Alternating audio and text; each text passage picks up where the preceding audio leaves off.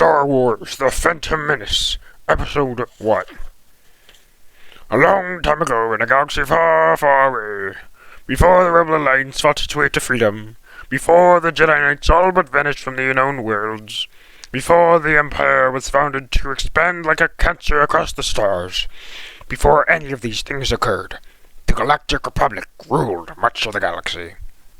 It was much a time of peace, watched over by the Jedi Knights and Masters, but the Jedi were guardians only, using their amazing fighting skills to defend justice. They were the Republic's peacemakers. Its rulers were the members of the Galactic Senate. Thousands of delegates, representing every planet in the Republic, met regularly in the great Senate chambers on the central world of Coruscant. There, they wrote the laws of the Republic and settled the disputes that sometimes arose between planets. Over the centuries, many problems came before the Senate. At first, the dispute over taxing trade routes became no different from all the others. The Trade Federation, an organization of merchants so powerful that they let a representative in the Galactic Senate, just as if they were a planet, wanted more control in the outlying star systems. The outlying planets objected. The debate dragged on and on. Finally, the Trade Federation lost patience and took more drastic action. They chose the small watery world of Naboo and blockaded it, surrounding it with battleships so that no spaceships could land or take off from the planet. They hoped that the young Queen of Naboo would agree quickly to their demands. Then they could use Naboo as an example to persuade or force other planets to do the same. But the young Queen did not give in. Tension in the Senate grew worse. Worried that the Trade Federation's blockade might lead to open war, the Supreme Chancellor of the Galactic Senate asked the Jedi for help. Soon, the Jedi ambassadors were on their way to Naboo to settle the conflict. They expected their mission to be short and simple. The Galactic Republic's cruiser dropped out of hyperspace at last, giving Qui-Gon Jinn his first look at Naboo, or rather, at the menacing cloud of Trade Federation battleships that surrounded it. Like fat white maggots, they spread through space, blocking all access to the planet. Qui-Gon was not impressed. In the decades he had been a Jedi Knight, he had seen many battleships. The ships weren't important. What mattered were the beings they carried. The view screen lit. Leaning forward, Qui-Gon peered over the cruiser's captain's shoulder. The screen showed an Emodian with grayish tan skin and dull gray eyes, wearing a three-pronged headdress. One of the Trade Federation's viceroys. Does he greet all incoming starships personally, or only ambassadors? Qui-Gon wondered. Captain, he said aloud, tell them we wish to board at once. Yes, sir. The captain looked back at her view screen. With all due respect for the Trade Federation, the ambassadors for the Supreme Councilor wish to board immediately, she told the Nemodian. Yes, of course, the Viceroy replied. As you know, our blockade is legal, perfectly legal. We'll be happy to receive the ambassadors. The view screen went black. The main Trade Federation battleship loomed ahead. Qui-Gon closed his eyes, carefully testing the feel of the Force. The ship carries mainly Nemodians, and they're nervous about what he had expected, and yet something else hovered ominously on the edge of his perception, something he could not quite identify. The impression faded as the cruiser settled to the floor of the battleship's docking bay. Qui-Gon opened his eyes. Whatever he had sensed, it was gone. Now he had more immediate duties to attend to.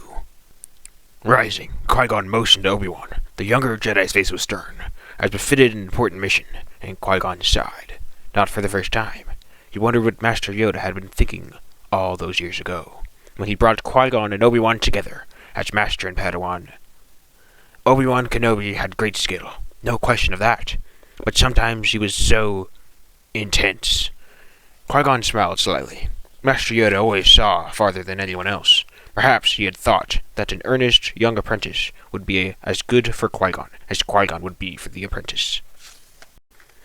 It would be like Yoda to balance Obi-Wan's headstrong nature and by-the-book methods against Qui-Gon's patience and unconventional ways. He would have to ask Yoda about it, after Obi-Wan passed the trials and became a full Jedi Knight. That will be soon, Qui-Gon thought, though he hadn't said anything about it to Obi-Wan yet. As he came down the exit ramp, Qui-Gon saw a protocol droid waiting below. Obi-Wan's eyebrows rose, and he gave Qui-Gon a quick look, questioning look. Qui-Gon nodded in reassurance. The Nemodians were a nervous race, happiest doing business at a distance. They were probably still trying to get up the courage to face the ambassadors in person. The droid led them to a large room equipped with a round conference table. One entire wall was made of windows, providing a spectacular view of the planet Naboo, and the fleet of battleships surrounding it. Not the best background for peace talks, Qui-Gon thought. I hope your honored sirs will be my most comfortable here, the protocol droid said. My master will be with you shortly. Bowing, it left. Obi-Wan put back the hood of his cloak, revealing short, dark hair with a single, thin braid dangling over one shoulder. He was shorter than Qui-Gon, and clean-shaven. Qui-Gon wore his graying hair long and sported a small, neat beard. Only their clothing were similar. Both wore the dark hooded cloaks and cream-colored tunics of the Jedi Order. Obi-Wan stared out the window at the battle fleet. I have a bad feeling about this, he said finally. I don't sense anything, Qui-Gon said. The faint disturbance he had felt earlier had vanished completely. But though Obi-Wan was only 25 and not yet a full Jedi Knight, he had great sensitivity to the Force. Qui-Gon had learned to respect his apprentice's instincts. Some new problem, then? It's not about the mission, Master, Obi-Wan said quickly. It's something elsewhere. Elusive. Don't center on your anxiety, Obi-Wan, Qui-Gon warned. Keep your concentration here, and now, where it belongs. Master Yoda says I should be mindful of the future. But not at the expense of the moment, Qui-Gon said gently. Be mindful of the living forest, my young Padawan. Obi-Wan's preoccupied expression held a moment longer. Then he nodded. Yes, Master. The two men stood silent, looking out at the fleet. After a time, Obi-Wan said, How do you think this trade viceroy will deal with the Chancellor's demands? These Federation types are cowards, Qui-Gon said. The negotiations will be short. But as he spoke, he wondered. The trade viceroy was taking a long time to arrive, even for a Neimoidian. He shook his head. Staring at the Trade Federation's fleet disturbed his thoughts. Deliberately, he turned away. Taking a seat at the table, he began to calm his mind. After a moment, Obi-Wan joined him. Is it their nature to make us wait this long? He asked, voicing Qui-Gon's own unease. No, Qui-Gon said. He paused, concentrating. I sense an unusual amount of fear for something as trivial as this trade dispute. Newt Gunray, the Trade Federation Viceroy, had been nervous since the blockade began. He had been frightened ever since the Republic cruiser entered the Naboo star system. Now, standing on the bridge of his battleship and facing the communication hologram of Darth Sidious, he was quite, frankly, terrified. Darth Sidious frightens everyone, thought Newt, but it was small comfort. The Sith Lord was a shadowy, evil figure. Even though the Trade Federation had followed him loyally, he always wore a hooded cloak that hid most of his face from his allies. Mysterious and powerful. Newt reminded himself. Somehow, the thought was not as reassuring as he had intended it to be. Beside him, Dalte Dauphine stammered objections and explanations to the Sith Lord's hologram. The ambassadors are Jedi, Dauphine finished. We dare not go against them. The holographic image of Sidious shifted. You seem more worried about these Jedi than you are about me, Dauphine, came the soft, menacing voice. I am amused. Dauphine seemed to shrink. Sidious turned. Viceroy! Newt's skull's ridges went cold, and he had to force himself to step forward. Yes, my lord. I don't want that stunted slime in my sight again, Sidious said. Do you understand? Yes, my lord, Newt said, and glared at Dauphine until he ran off the bridge. This turn of events is unfortunate, Darth Sidious went on as if nothing had happened. We must accelerate our plans. Begin landing your troops. Newt stared, completely taken back. Thousands of battle droids stood ready in the holds of his battleships, but he hadn't expected to actually have to use them. Ah, my lord, is that legal? Newt asked tentatively. I will make it legal, the hooded figure said flatly. Newt shivered. Sidious's tone left no room for doubts or questions. If he can make an invasion legal, what else is he capable of? And the Jedi? Newt asked. The Chancellor should never have brought them into this, Sidious said. Kill them immediately. Yes, my lord, as you wish, Newt stammered automatically. Oh no, Even he can't make that legal. He stared at the dark figure in the hooded cloak and swallowed hard.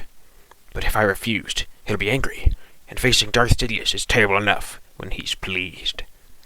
The figure chuckled, as if Sidious knew what Newt had been thinking. The hologram winked out. Newt took a deep breath of relief, then turned to the ship's interior controls. A touch of a button switched the main screen to a view of the docking bay where the Republic cruiser sat. Another button brought a gun to bear on the cruiser. Newt barely hesitated before he pushed the button down. The gun fired, and the Republic cruiser exploded. "That was easy enough," Newt muttered to himself. "Now for the Jedi." Qui-Gon felt the deaths of the cruiser's crew at once. Immediately, he sprang to his feet, lightsaber in hand. He noted with approval that Obi-Wan also sensed the disturbance in the Force, and reacted quickly. Together, they scanned the room, weapons ready. No threat appeared, only the protocol droid, dithering over its spilled drinks. Qui-Gon nodded at Obi-Wan, and they turned off their lightsabers. The hum of the weapons died. In the quiet, Qui-Gon heard a faint hissing. "Gas!" he called to Obi-Wan. He took a deep breath and held it. They would have to fight their way out quickly, or be overcome.